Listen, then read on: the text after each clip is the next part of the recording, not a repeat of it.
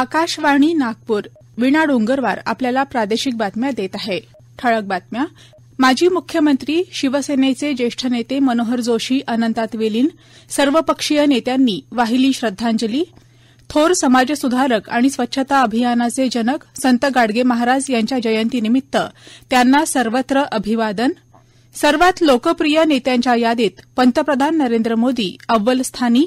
आणि वाशिम जिल्ह्यातील कारंजा विधानसभा मतदारसंघाचे भाजपचे विद्यमान आमदार राजेंद्र पाटणी यांचं निधन. लोकसभेचे माजी अध्यक्ष आणि राज्याचे माजी मुख्यमंत्री शिवसेनेचे ज्येष्ठ नेते मनोहर जोशी यांचं आज पहाटे मुंबईत हृदयविकारामुळे निधन झालं. ते 86 वर्षांचे होते. शिवसेनेकडून विधान परिषदेवर निवडून येत मनोहर जोशी यांनी त्यांची राजकीय कारकीर्द सुरू केली होती. 1976 ते 1977 या काळात ते मुंबईचे महापौर झाले. शिवसेना भाजप युती सरकारमध्ये 1995 ते 1999 या काळात ते राज्याचे मुख्यमंत्री होते. 1999 ते 2002 या काळात केंद्रीय मंत्रिमंडळात ते अवजड उद्योगमंत्री होते. तर 2002 ते 2004 या काळात लोकसभेचं अध्यक्षपद त्यांनी भूषवलं. जोशी यांच्या निधनानं राजकीय वर्तुळातून शोक व्यक्त होत आहे. भारदस्त कारकीर्द असणाऱ्या महाराष्ट्राच्या सुपुत्राला काळानं आपल्यातून हिरावून घेतल्याची भावना मुख्यमंत्री एकनाथ शिंदे यांनी व्यक्त केली आहे. जोशी यांचा स्पष्ट वक्तेपणा, हजरजबाबीपणा, खुमासदार शैली आणि एकूणच त्यांची कार्यशैली प्रेरणादायी असल्याचं मत उपमुख्यमंत्री देवेंद्र फडणवीस यांनी व्यक्त केलं. तर राजकारणातलं सुसंस्कृत नेतृत्व काळाच्या पडद्याआड गेल्याची भावना माजी मुख्यमंत्री आणि राज्यसभा खासदार अशोक चव्हाण यांनी व्यक्त केली. प्रशासकीय व्यवस्था मजबूतीनं सांभाळणारं आणि सर्वांना सोबत घेऊन चालणारं असं हे व्यक्तिमत्व होतं. त्यांच्या निधनानं संपूर्ण महाराष्ट्र पोरका झाला, अशी संवेदना काँग्रेस प्रदेशाध्यक्ष नाना पटोले यांनी व्यक्त केली. दरम्यान जोशी यांच्या पार्थिव देहावर आज मुंबईत दादरच्या स्मशानभूमीत शासकीय इतमामात अंत्यसंस्कार करण्यात आले. यावेळी माजी मुख्यमंत्री उद्धव ठाकरे, सुशीलकुमार शिंदे यांच्यासह सर्वपक्षीय नेते उपस्थित होते. जोशी यांच्या निधनामुळे बुलढाणा जिल्ह्याच्या दौऱ्यावर असलेले शिवसेना उद्धव बाळासाहेब ठाकरे पक्षप्रमुख उद्धव ठाकरे यांचे सर्व कार्यक्रम स्थगित करण्यात आले आहेत. थोर समाजसुधारक आणि स्वच्छता अभियानाचे जनक संत गाडगे महाराज यांची आज जयंती आहे. मुख्यमंत्री एकनाथ शिंदे यांनी गाडगे बाबांना समाज माध्यमावरील संदेशातून अभिवादन करताना त्यांच्या अंधश्रद्धा, अस्वच्छता आणि अज्ञानाविरोधातील जनकार्याचा गौरव केला आहे. संत गाडगेबाबा अमरावती विद्यापीठातील श्री संत गाडगेबाबा अध्यासन केंद्रात आज संत गाडगेबाबा जयंती उत्साहात साजरी करण्यात आली. याप्रसंगी बोलताना कुलगुरूंनी गाडगेबाबांच्या विचार आणि सेवेकडे लक्ष वेधलं. स्वच्छता जिथं ईश्वराचा वास तिथं असा संदेश देणाऱ्या गाडगेबाबांची जयंती आज नागपूर विद्यापीठ तसंच महावितरण कार्यालयात देखील साजरी करण्यात आली. संत गाडगेबाबा अमरावती विद्यापीठाचा 40वा दीक्षांत समारंभ उद्या दिनांक 24 फेब्रुवारी रोजी सकाळी 11 वाजता विद्यापीठ परिसरात संपन्न होत आहे. राज्यपाल रमेश बैस या कार्यक्रमाला उपस्थित राहणार आहेत. पंतप्रधान नरेंद्र मोदी यांच्या उपस्थितीत दिनांक 28 फेब्रुवारी रोजी यवतमाळ शहरानजीक भारी इथल्या मैदानात बचत गटांच्या महिलांचा भव्य मेळावा आयोजित करण्यात आला आहे. मेळाव्याच्या स्थळाची पालकमंत्री संजय राठोड यांनी आज पाहणी केली. यावेळी राठोड यांनी कार्यक्रमस्थळी उभारण्यात येत असलेला स्टेज, मंडप, वाहनतळ, सुरक्षा, बैठक व्यवस्था आणि तात्पुरत्या स्वच्छता व्यवस्थेचा आढावा घेतला. भारतीय माहिती तंत्रज्ञान संस्थान अर्थात Indian institute of information technology नागपूरच्या वर्धा रोड स्थित वारंगा इथल्या स्थायी परिसराचा पहिला टप्पा पूर्ण झाला असून याचा लोकार्पण सोहळा उद्या सकाळी 11 वाजता होणार आहे. केंद्रीय मंत्री नितीन गडकरी यांच्या हस्ते या कार्यक्रमाचं लोकार्पण होणार असून उपमुख्यमंत्री देवेंद्र फडणवीस आणि रामटेकचे खासदार कृपाल तुमाने यांची यावेळी प्रमुख उपस्थिती असेल, अशी माहिती संस्थेचे अध्यक्ष डॉ ओ.जी. काकडे यांनी आज पत्रकार परिषदेत दिली. भारतीय माहिती तंत्रज्ञान संस्थान या सरकारी खासगी भागीदारी कायदा 2017 नुसार बुटीबोरीजवळील वारंगा गावातील 100 एकर जमिनीवर पसरलेल्या संस्थेला राष्ट्रीय महत्वपूर्ण संस्थेचा दर्जा बहाल करण्यात आला आहे. केंद्रीय रस्ते वाहतूक आणि महामार्ग मंत्री नितीन गडकरी आज लातूर जिल्हा दौऱ्यावर असून अहमदपूर इथं 3,946 कोटी रुपये किमतीच्या 6 राष्ट्रीय महामार्ग प्रकल्पांचं लोकार्पण आणि भूमिपूजन त्यांच्या हस्ते होत आहे.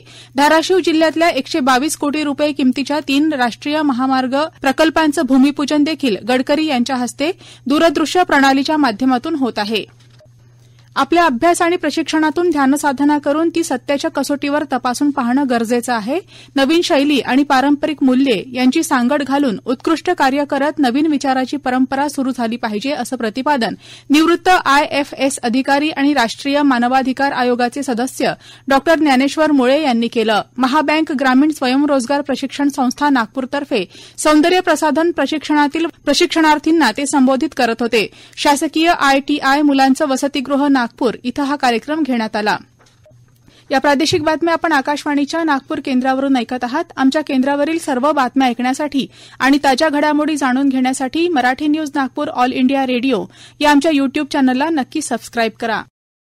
पंतप्रधान नरेंद्र मोदी यांना पुन्हा एकदा सर्वात लोकप्रिय जागतिक नेते म्हणून मान्यता मिळाली आहे. एक अमेरिकन संस्था मॉर्निंग कन्सल्टच्या जागतिक सर्वेक्षणात मोदी 78% मान्यता मिळवत प्रथम स्थानी असल्याचं आढळून आलं आहे. या सर्वेक्षणात मेक्सिकोचे अध्यक्ष आंद्रेस मॅन्युएल लोपेज ओब्राडोर दुसऱ्या स्थानावर तर अर्जेंटिनाचे राष्ट्राध्यक्ष झेवियर मिलेई तिसऱ्या स्थानी आहेत. यासाठी 30 जानेवारी ते 5 फेब्रुवारी 2024 दरम्यान सर्वेक्षण करण्यात आलं होतं. वाशिम जिल्ह्यातील कारंजा विधानसभा मतदारसंघाचे भारतीय जनता पक्षाचे विद्यमान आमदार राजेंद्र सुखानंद पाटणी यांचं मुंबई इथल्या एका खासगी रुग्णालयात आज सकाळी निधन झालं. त्यांच्या पार्थिवावर आज वाशिम इथल्या पद्मतीर्थ मोक्षधाम इथं संध्याकाळी 5 वाजता अंत्यसंस्कार करण्यात आले. मागील 2 वर्षांपासून ते आजारी होते. त्यांच्या पश्चात पत्नी, मुलगा, मुलगी, सून आणि जावई असा आप्त परिवार आहे. राजेंद्र पाटणी यांची 1997 ते 2003 या काळात शिवसेना पक्षाकडून विधान परिषदेवर निवड झाली होती. त्यानंतर 2004 सालच्या निवडणुकीत शिवसेनेच्या तिकिटावर त्यांनी कारंजा विधानसभा मतदारसंघाची निवडणूक लढवली आणि ते आमदार झाले. पुढे भारतीय जनता पक्षामध्ये प्रवेश केल्यानंतर 2014 आणि 2019 या दोन्ही सार्वत्रिक विधानसभा मतदारसंघाच्या निवडणुकीत ते विजयी झाले. पाटणी यांच्या निधनाबद्दल पंतप्रधान नरेंद्र मोदी तसंच मुख्यमंत्री एकनाथ शिंदे यांनी शोक व्यक्त केला आहे. उद्या चंद्रपूर आणि गडचिरोलीमध्ये हलक्या पावसाचा अंदाज हवामान विभागानं वर्तवला असून संपूर्ण विदर्भात येत्या 25 आणि 26 तारखेला हलका पाऊस पडण्याची शक्यता वर्तवण्यात आली आहे. नागपूर इथं आयोजित अतिरिक्त महालक्ष्मी सरस प्रदर्शनी येत्या 25 फेब्रुवारीपर्यंत रेशीमबाग मैदानावर सकाळी 10 ते रात्री 10 या वेळेत खुलं आहे. राज्यातील अनेक वैविध्यपूर्ण उत्पादनं या ठिकाणी उपलब्ध असून मोठ्या संख्येनं ग्राहक या प्रदर्शनाला प्रतिसाद देत आहेत.